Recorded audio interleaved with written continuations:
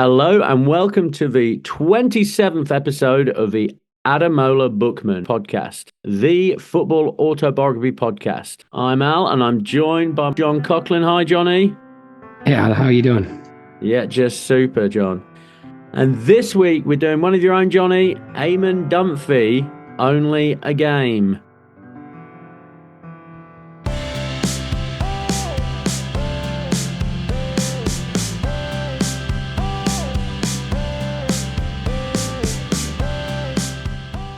How familiar are people in England with Eamon Dunphy? I think I knew him through this book and through Roy Keane's book, and subsequently I came to know him possibly through you. Not that you introduced me to him, but I don't know, bits and clips of media and stuff, just having a more Irish view on things. Basically, Johnny, is he known in England? Not at all. No, not at all. Okay, all right. Because if you follow football in Ireland, and even if you don't, it would be hard to avoid Dunphy if you wanted to, He's quite a big personality. He's probably one of our biggest media personalities of the last 30, 40 years. Famously going back right to the World Cup in 1990, himself and Giles were really against how Charlton played football. Their whole shtick would have been that Ireland had this exceptional group of players, this exceptional generation, and they should be doing better with that group of players. But when you think about the absolute nuclear wasteland of Irish football in the years since, it's funny to think of it. Talking like that.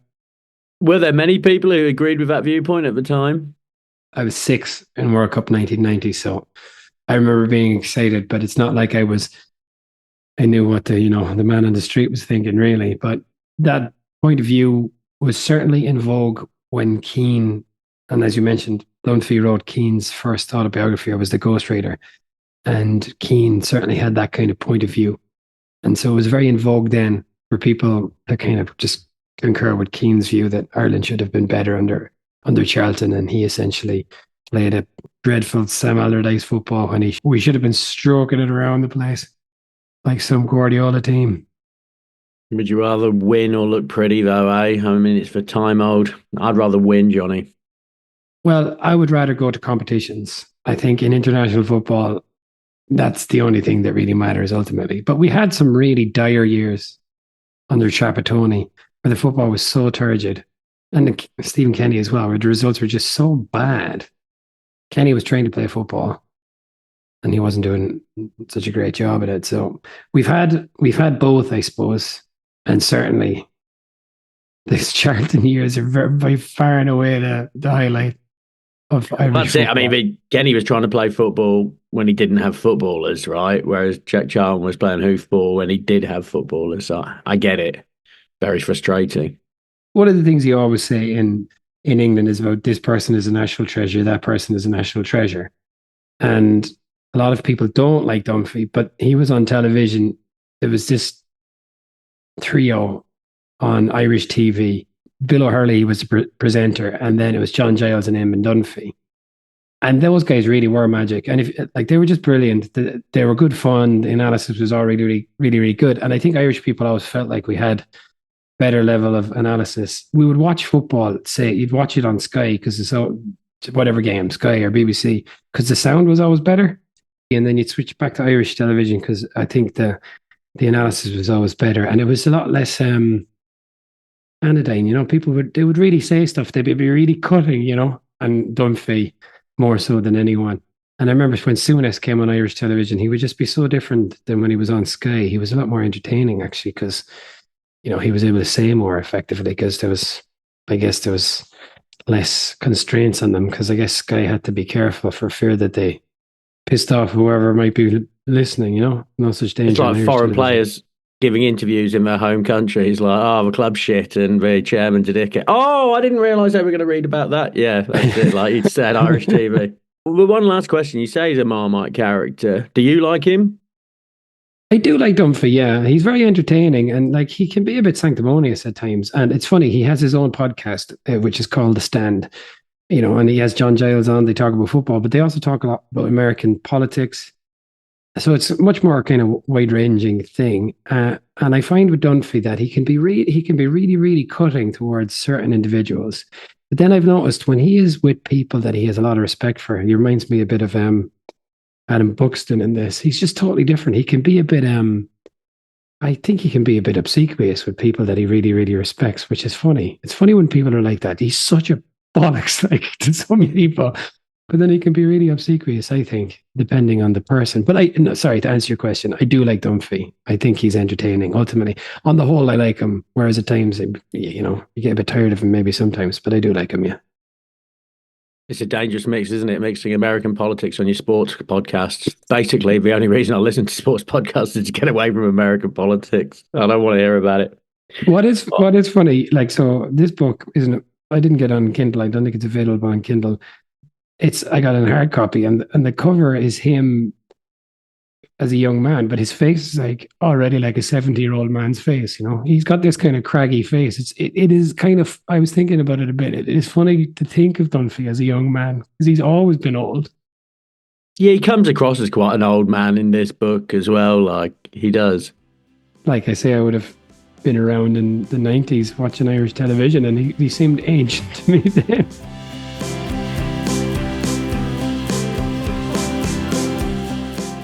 This book is called Only a Game, and it was published in 1976, but it was about the 1973-74 season. Am I right?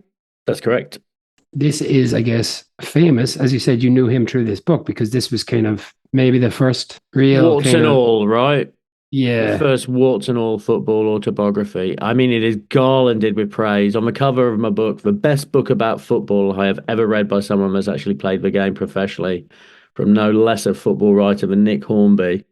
In Ireland, I suppose, he's not primarily associated with this book per se, but he is primarily associated with his journalism and his media personality as opposed to his actual career. He says in the book that he had 25 caps for Ireland, although he was called up, but it can't have been for that many more because his career kind of ended here. So he was an Irish international, but he was playing for. He started out at Manchester United, but he was playing for Millwall here and subsequently for Charlton and for Reading. So it's not like he's a titan of the game. I enjoyed this book, but I think it suffers a bit from it was the first book to do this. And I think I've talked about this phenomenon before, and there must be a more handy little phrase for it. But it was the first to be this warts and all football autobiography.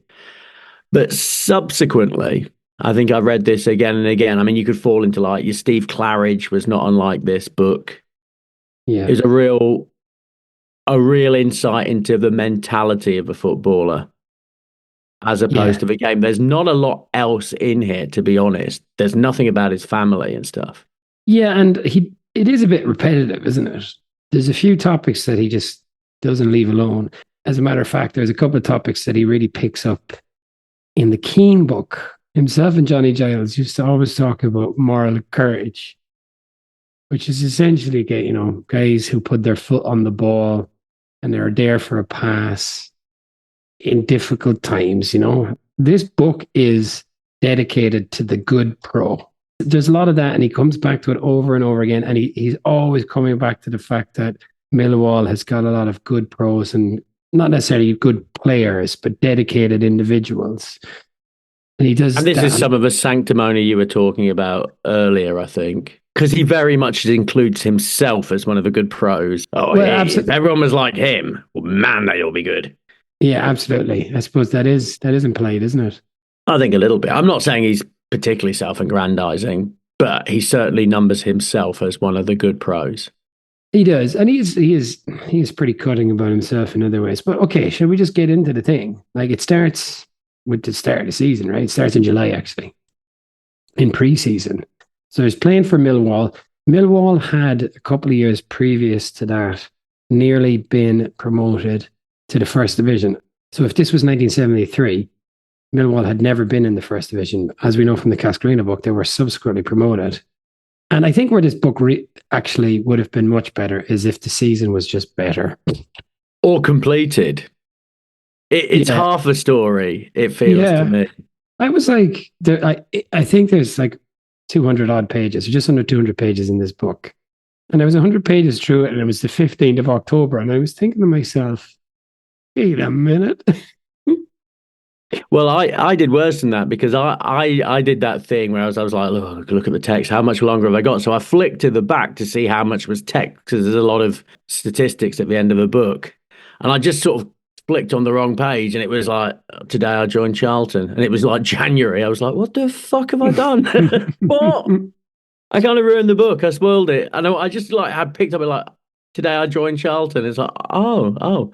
By the way, Charlton Athletic with their 75,000 capacity stadium in 1973. 75,000. Wow.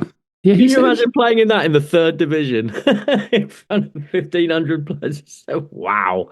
the book is very good, and he is a nice writer. So let me just read a bit to you here.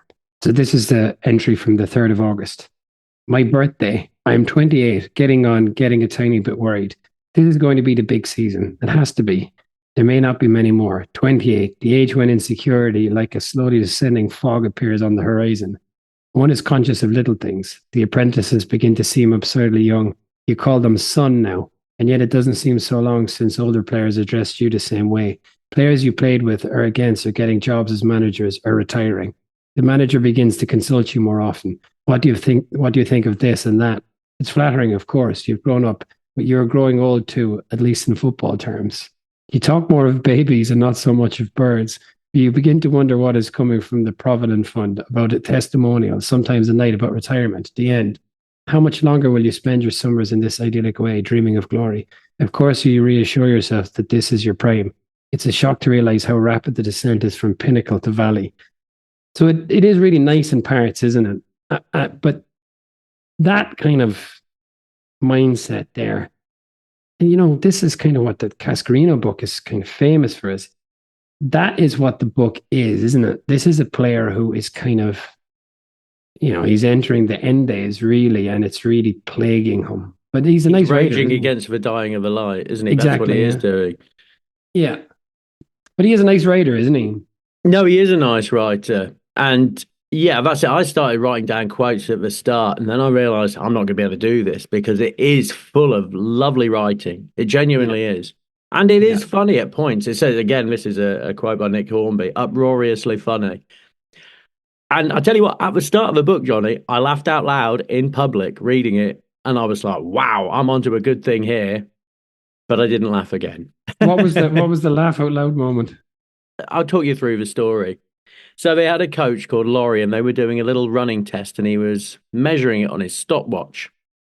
And then at the end of it, we were like, hang on a sec, how come this fat fuck is faster than this guy? And the lorry guy goes, oh, I must have been pressing the watch wrong.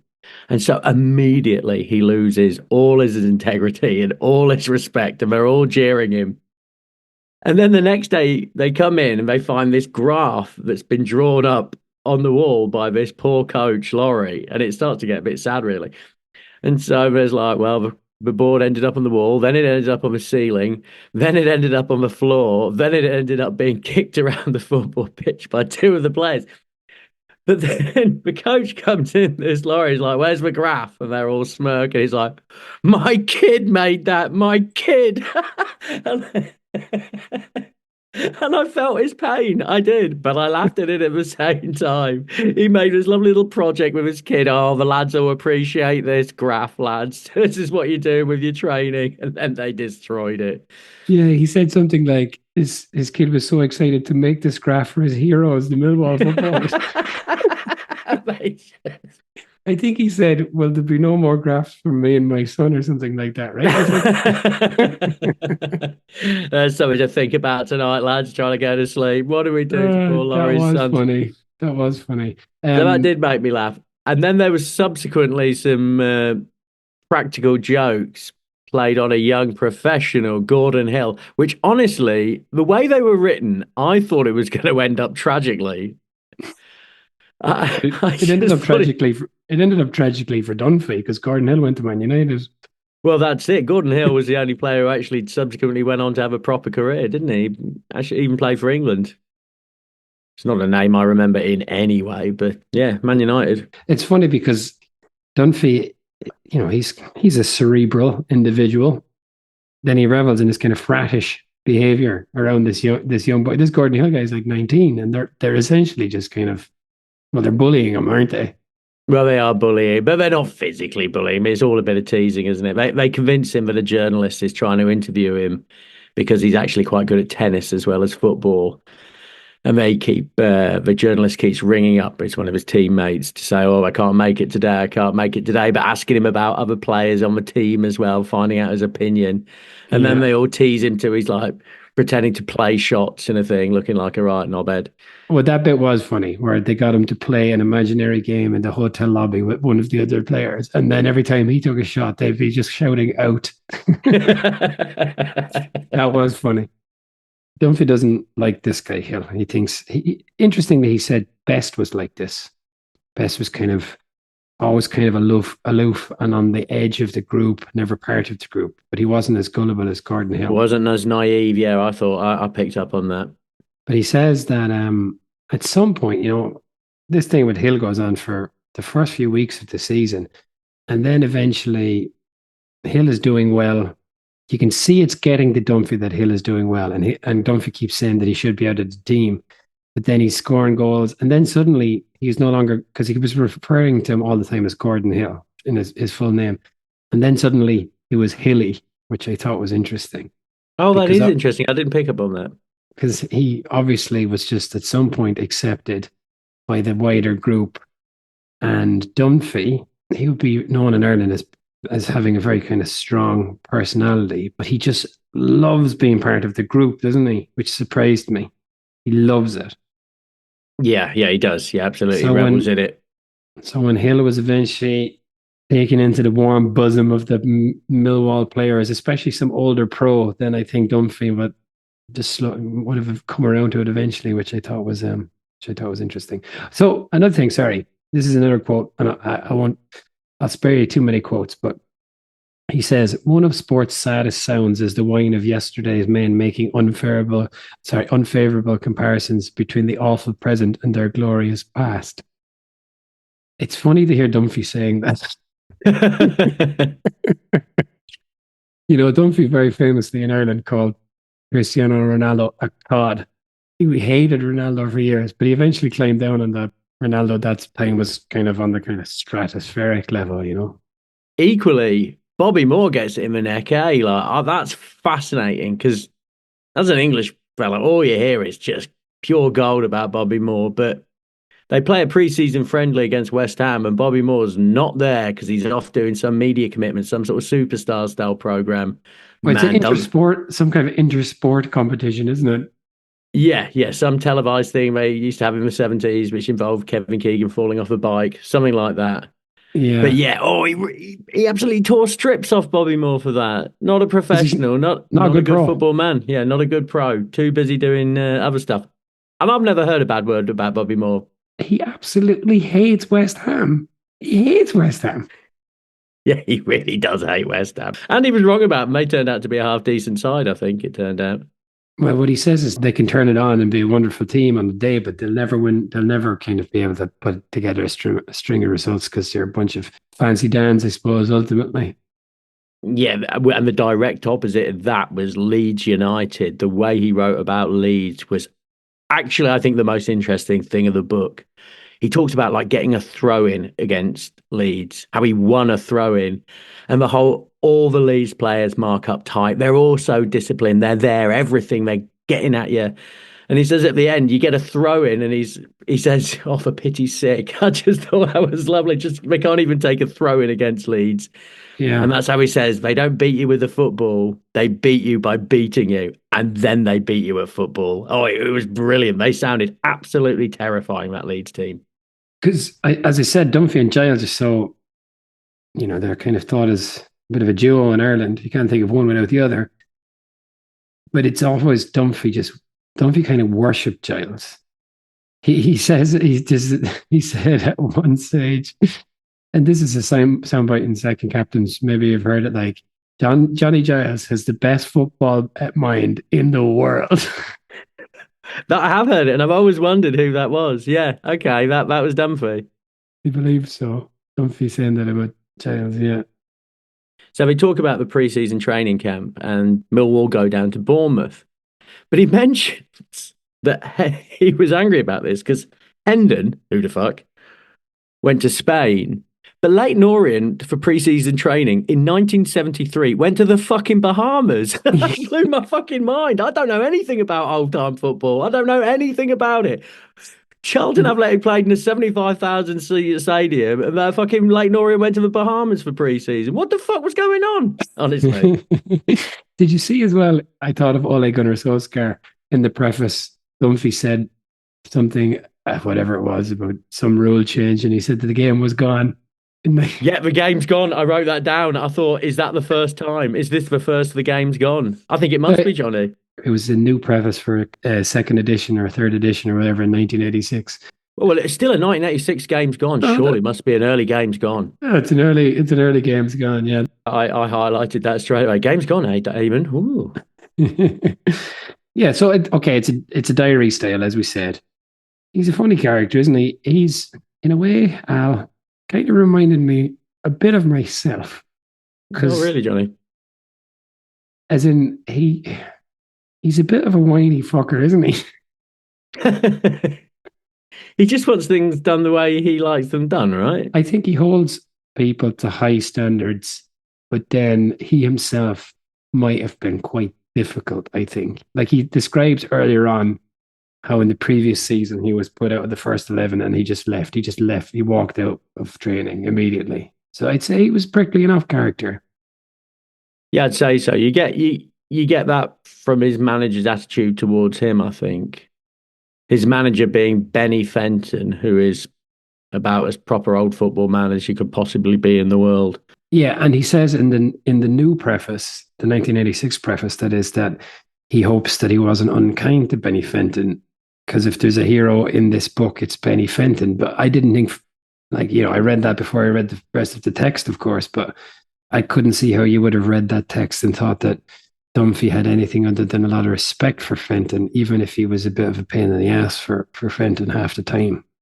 Yeah, absolutely. No, he points out he likes Benny Fenton a number of times in the book, but Benny Fenton, he just refers to him as Benny. But Benny is a good man and is a good heart. But Laurie never really recovers, does he? He has no respect whatsoever for Laurie. I really wondered about this. I mean, I wonder, if you were to read this book, would you be able to give this coach Laurie a job? No. No way. Well, first of all, he's a goalkeeper, and apparently goalkeepers know nothing about football, according to Dunphy. Well, Nuno Espirito Santo will have a little word with you about that, my friend. Fifth in the league. Yeah. At the very start, I was thinking, okay, this is great. There's a story, there's a narrative in this book, and there isn't in very many of the books that we've done. There is a bit in Cascarino, Grincha, but there often isn't, right? This is my life. So there's not a kind of an arc. And I was thinking, this is going to be interesting. But for reasons that we'll get to, it kind of peters out the actual storyline because, well, they didn't do very well.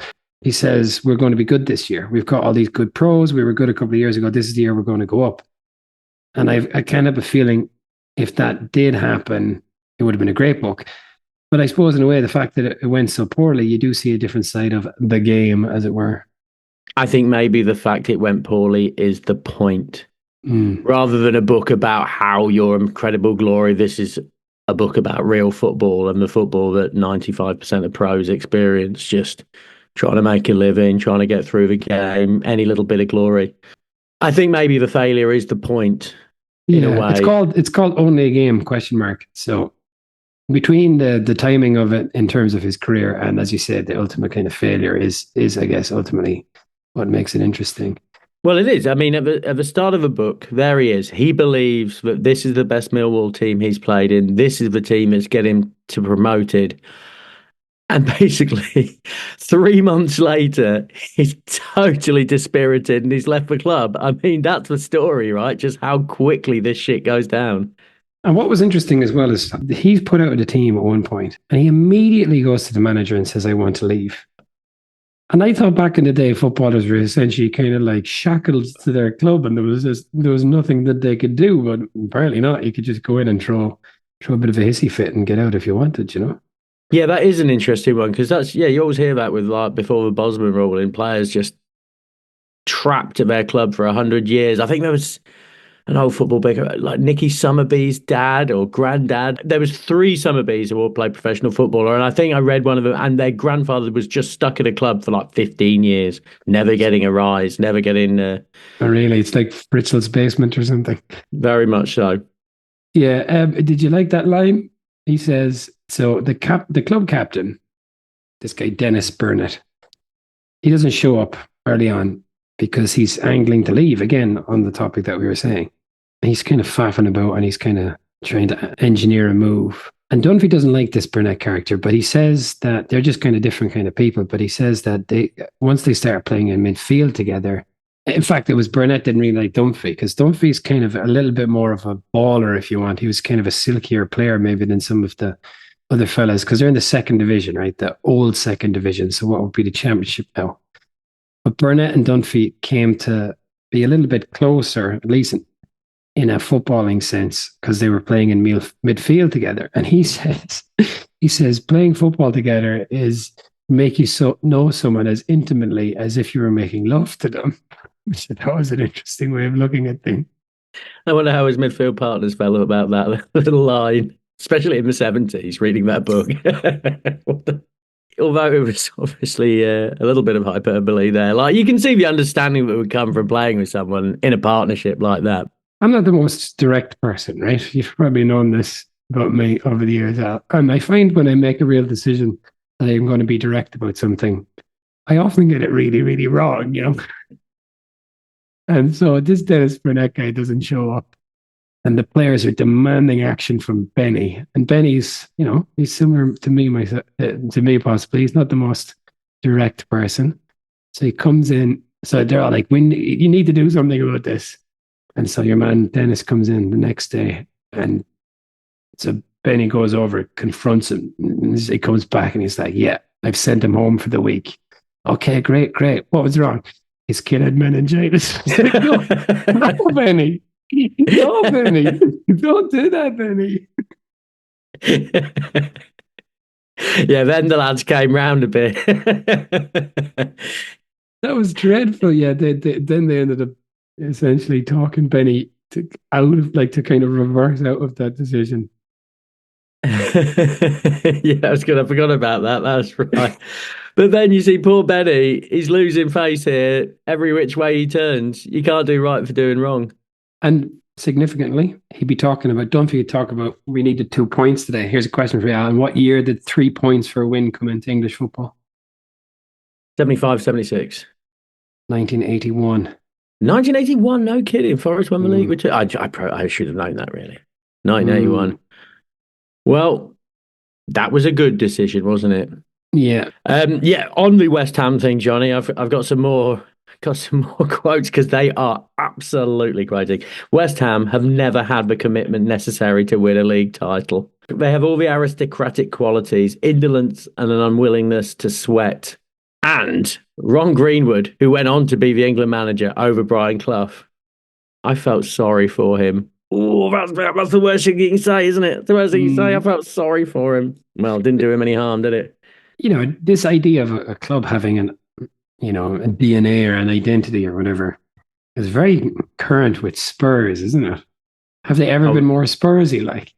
Poor Spurs. Poor Ange. I wanted to work out for him. Give him time. Everybody does. I think everybody wants it to work out for Ange, but I have a feeling it's not going to. No.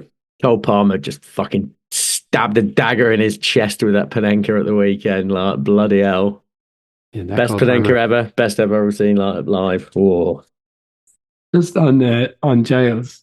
Like Giles would be seen as a serious man.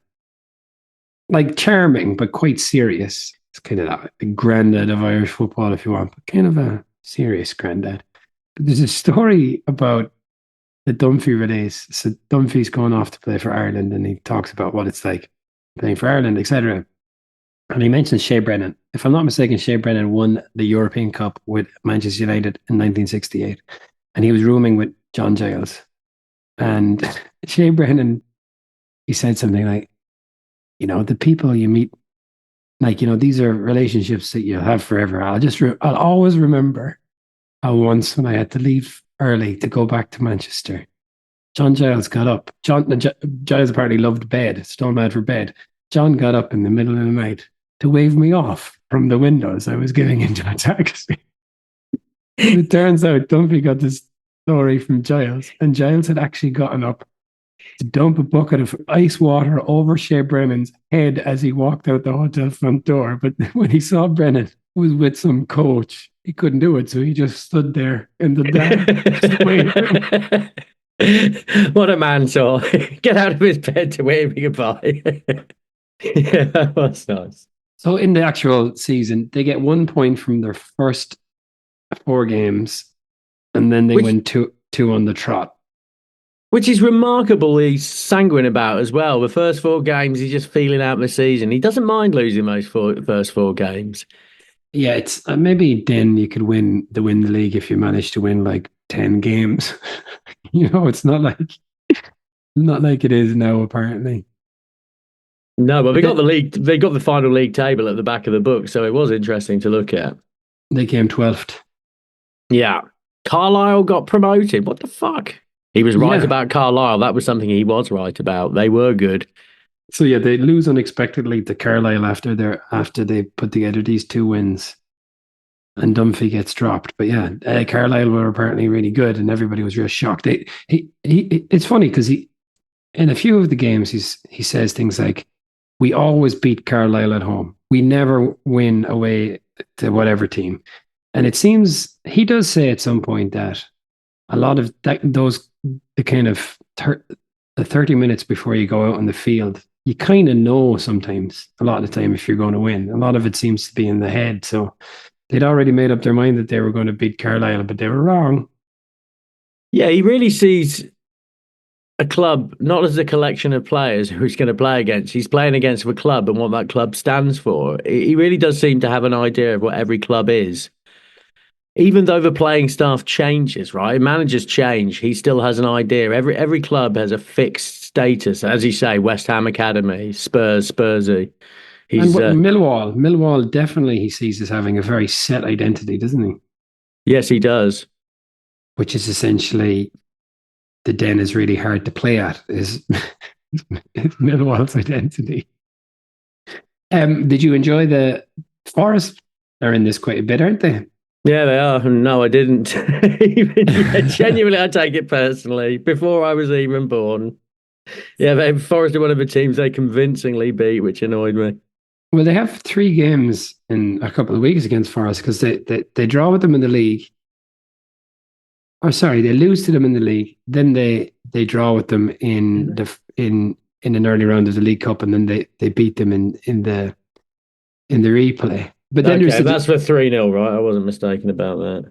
And then he says what was really interesting, and this is one for the good pros. So they beat that Forest team 3-0, and after they lost to Forest in the league, he was saying, "We are better than them, and we knew we beat them next time around, even though they only drew. They beat them the 3rd time of asking."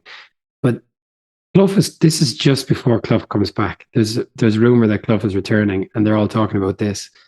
So there he is plugging away at Millwall, beating this team. And then some of those guys in that team, as we know, won the European Cup. It's amazing. It is amazing. Also, again, this was an interesting to get the contemporaneous viewpoint on Clough and Allison as well. Malcolm Allison was the other guy who comes up who's, still a big name, but not the same as Clough. But yeah, that was fascinating, wasn't it? The players, apparently they're in a restaurant. Was it in a restaurant? And they were having a genuine row, and all the players love Cloughy, and all the management and the chairman hated him. That was fascinating, wasn't it? Yeah, and it's ultimately what led to the final falling out between Dunphy and Benny Fenton, because he writes about it. And then Benny Fenton writes in the program notes, attacking Dunphy. But that was astonishing. It was Dunphy. Well, it was attacking Dunphy through Clough, wasn't it? In a way. Yeah.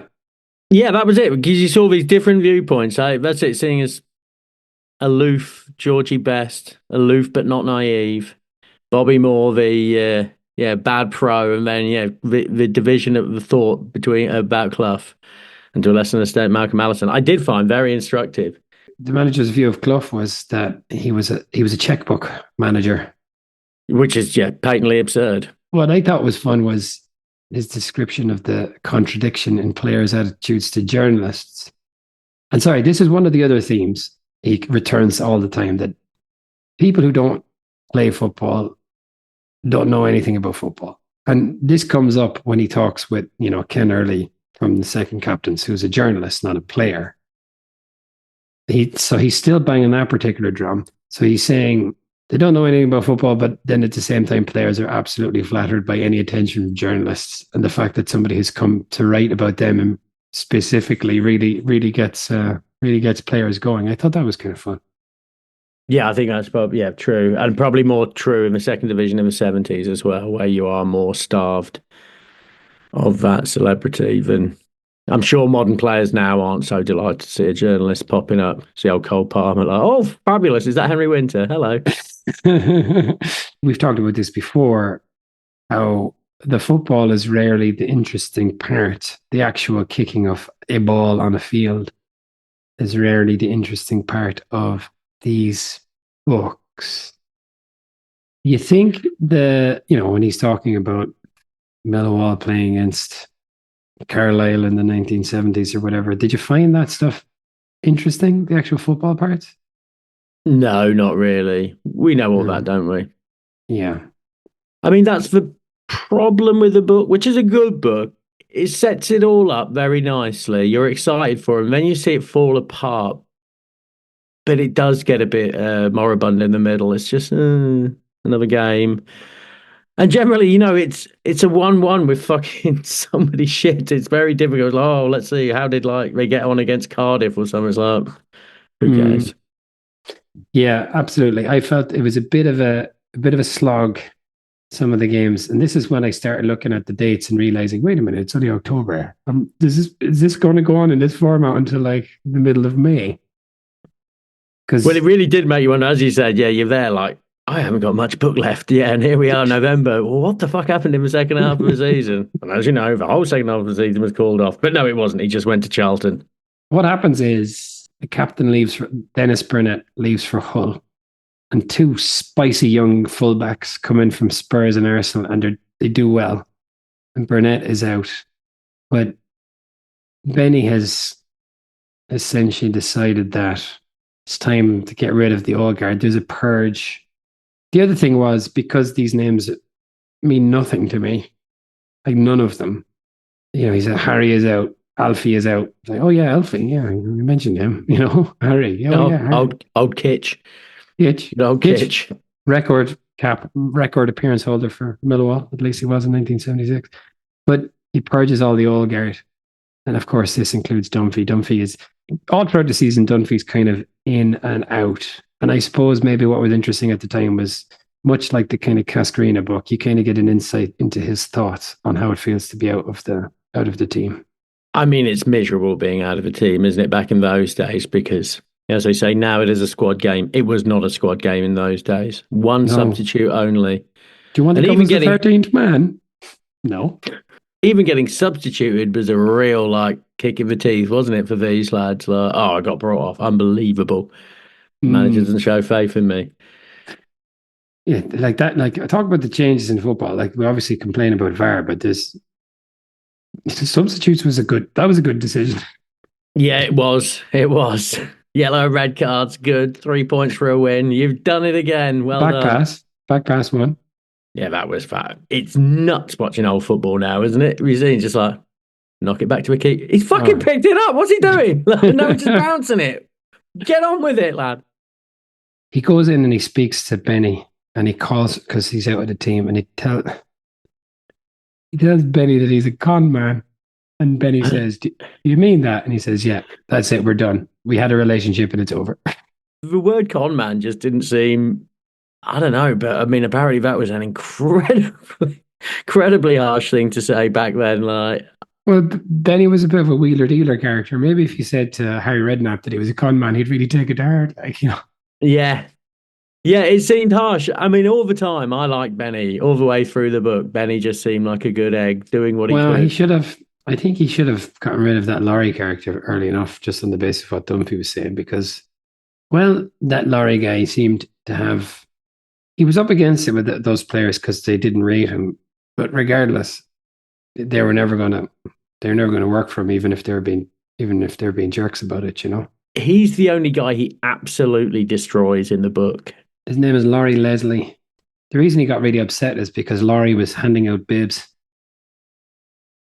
and he gave in training, and he was in training. The first team would play against the reserves, say, and he was giving the first team players their bibs, and Dunphy didn't get a bib, and that was the first he learned about it, and that's why he was so upset with Benny, because Benny should say to his face like a man, but he had failed to do that. Yeah. But then this is the hardest part of being a manager, right? This is what they all say. It's tell them the disappointed players. And lots of them avoid it. I thought this was interesting.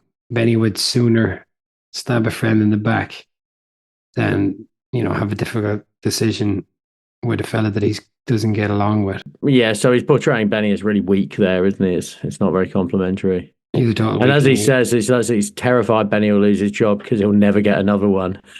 Just like, bloody hell. Benny didn't last much longer. Very helpfully in the kind of postscript, they kind of tell you how all the characters, how it all panned out for them later. I really think that was essential to the story, frankly, because as I say, it felt like half the story, and I did need to know the rest. And it was very gratifying to read the rest of the story.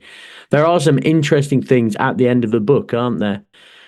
Because as this is the 40th anniversary edition, it was originally imagined as going to be a book from the viewpoint of a player and a journalist And a fan. and a fan. But they cut that out. And there's one point where the journalist talks to him about a particular game. Was it a Sheffield Wednesday game where they won 1-0? Yeah. They won it luckily, according to the journalist, right? Well, that's it. In the book, Dunphy describes it, how they put the screws on Wednesday, and it was just a matter of till they cracked. And, with 2 minutes to go, they did. And then the journalist says to Dunphy, well, the best team lost. And at that point, I think it sounds like that's where the whole project ended, because Dunphy was like, what? No, no, no, no. And yeah, the journalist was like, you can't tell a player that he's had a bad game if he thinks he's had a good one. It was very interesting, like how Dunphy just shut down that. And what was interesting as well, in a different point in the book, Dunphy, he was out with a team and he was in the stand, and he was saying, well, you see so much more from the stand. You see a lot that you wouldn't see when you're playing, which is kind of contradictory to this whole position. Yeah, well, absolutely. Yeah, that's it. And I also thought, well, thank God they didn't put that bit in with the journalist, because it would just, we say every book is short. If they went through a full season with the entry that fella did for that Wednesday game, the book would be about 600 pages long. It would be, and it wouldn't be the official tome of football autobiographies, would it? It would have been, I think, forgotten. It had to be from Dunphy's viewpoint. That's what makes it interesting. And so then his former international teammate, Theo Foley, is the manager of Charlton. And as we say, Dunphy is obsessed with the personality of any given club. And Charlton are one that he always thought were like rubbish shit, essentially. But he went there. He said it just felt nice to be wanted. And he went down to the third division. And then the diary ends like he's like exploring Antarctica with Scott or something like that. We'll just nip out here for a minute. You know what I mean? Oh, incidentally, the manager who signed him for Charlton was, in fact, someone's name I recognised. Theo Foley was George Graham's assistant. I remember that. Actually, once on Irish television, Dunphy was criticising whichever manager, and Graham Souness said, well, who have you ever managed? And Dunphy, I think he must have practiced this line, because that was an obvious thing to throw. Dunphy said, I've managed to stay alive for 65 and a half years, baby, or something like that, But it does say in the postscript, it explains that after he went to Charlton, he went to Reading, and then he went back to Ireland, and he coached when John Giles was essentially trying to establish Shamrock Rovers as a European power. And Dunphy went to be part of that, and he coached the Shamrock Rovers youth team. And he was also coaching the Ireland youth team. And he did apply to be the manager of Millwall, as in sent a letter when the job came up, but it went to George Graham. Yeah.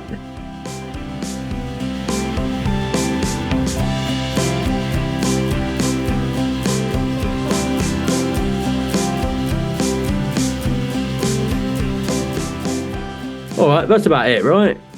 Yeah, I enjoyed it. I thought it was a bit of a slog at times. I'm happy I read it because we're in the business of reading footballers' autobiographies, and this is yeah. I guess we've said it genre defining, but yeah, it's one of the high watermarks, I suppose, of this whole genre. Yeah, this is like a 2001 space odyssey of football autobiography books. It was the first. It may have been done better since. Oh, it's definitely been done better since, absolutely. But it is an interesting insight into second division 1970s football. This is a very niche podcast, isn't it, Johnny? It is a niche book. Cascarino's book is absolutely done on this kind of format, isn't it? With the kind of diary entries and everything. Yeah, absolutely. I mean, this is what I mean. It is the 2001 space odyssey of football autobiographies. It broke ground, but subsequently people have done it more and flashier. Yeah. But yeah, I enjoyed it. I would say I would give this 3.5, maybe 3.5 out of 5 to be generous. I was there, 3.5 out of 5. It is a good book. But I was actually, 3.5 smashed graphs out of 5. Yeah, 3.5 smashed graphs out of 5 seems fair. Poor Laurie. And poor Laurie's kid. I wonder what he's doing now, still broken. I bet he's not in the graph making business. 2 more things. But we just talk about traveling to games. At one point, there was a chess craze. There's a chess craze on the bus. And at other times, he knew players who'd lost as much as £20 in a game of cards. Oh, yeah, bandit. Game is gone. Game's gone. Courtesy Dunphy. Yeah, so next time we're gearing up to the new year with the big hitters, aren't we, Johnny? Who's coming next? In fact, Johnny, can we toss a coin? Yeah, okay. Will it be Messi or will it be Ronaldo next? So this is shown. We have no preference. We're neutral. Do you have a coin? Find a coin. I'm going to find a coin, listeners. There's one close. I know it. Okie dokie, Johnny. Heads for Messi, tails for Cristiano. And so these are the heads for Messi, tails for Cristiano Ronaldo. Okay. So there's 2 books, right? They're both by Guillaume Balaguer. Is that how you say his name? Guillaume Balaguer. Yeah, I think it's Balaguer, isn't it? I think you're right there. All right. So heads for Messi. Go on. 2002 Louisiana Quarter. Heads for Messi, tails for Ronaldo. Next episode, it will be Lionel Messi by Guillaume Balaguer. Okay. Yeah. All right. That's great. All right. Well, thank you very much.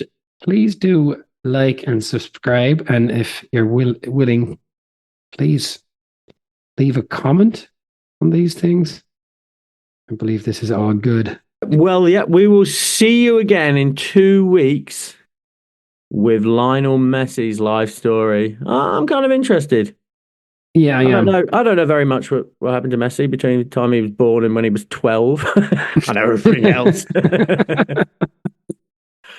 But I'm looking forward to catching up on Lionel Messi, the infant. What was he up to? Like baby Jesus. Yeah, all right, okay. All right, thanks again, Johnny. And I'll see you in 2 weeks. Yes, indeed.